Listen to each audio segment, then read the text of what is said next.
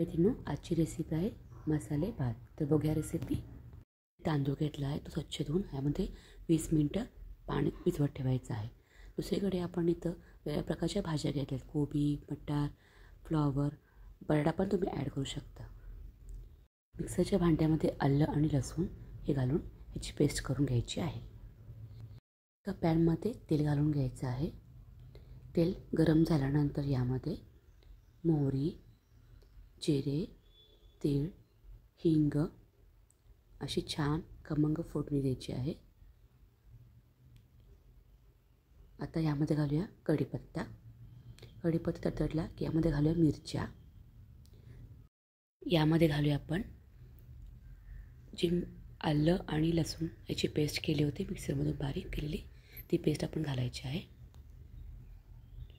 आता हे सगळं एकजीव चांगलं करून घेऊया.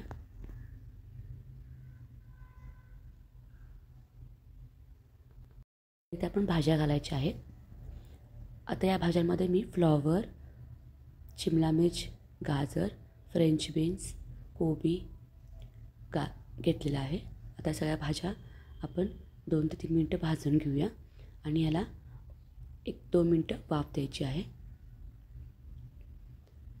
आता यामध्ये इथं वापरला आहे मी एव्हरेस्टचा शाही बिर्याणी मसाला 1 चमचा घातलेला आहे.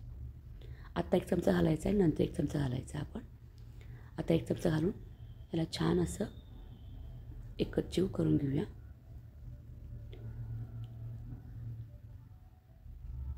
आपण जो तांदूळ भिजवलेला होता 20 मिनटं, त्यातलं पाणी काढून इथे तांदूळ घालवायचं आहे. आता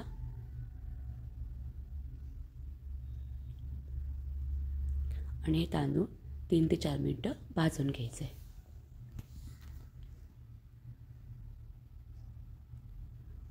तांदूळ भाजून झाल्यानंतर यामध्ये परत 1 चमचा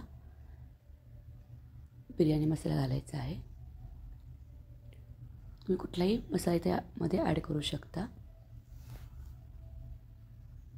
दुसरीकडे मी पाणी गरम करायला ठेवलं आहे. मी इथे 2 वाट्या तांदूळ घेतला आहे. तर 2 वाट्यासाठी 4 वाट्या गरम पाणी घालायचं आहे. पाणी कधीही वापरताना गरम केलंच उकळतं पाणी घालायचं आहे. गार पाणी घालायचं नाही, त्यामुळे भाताची चव बिघडू शकते. तिथे पाणी घालायचं आहे. आता चवीनुसार मीठ, चिमूटभर साखर आणि लिंबाचा रस.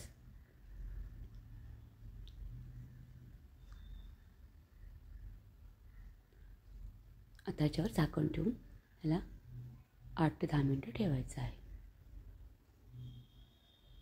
8 ते 10 मिनिटांनी तुम्ही ओपन केल्यानंतर मस्त असा छान वास येतो आहे भाताला आणि भात मोकळा झालेला आहे.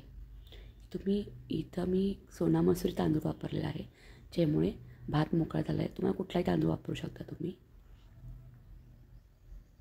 तर आता वरून आपण ह्याच्यामध्ये ओलं खोबरं घालूया आणि तसेच कोथिंबीर घालायची आहे. तुम्हाला माझी रेसिपी कशी वाटली मला नक्की लिहून कळवा. माझ्या व्हिडिओ लाईक करा, शेअर करा आणि माझ्या चॅनलला नक्की सबस्क्राईब करा.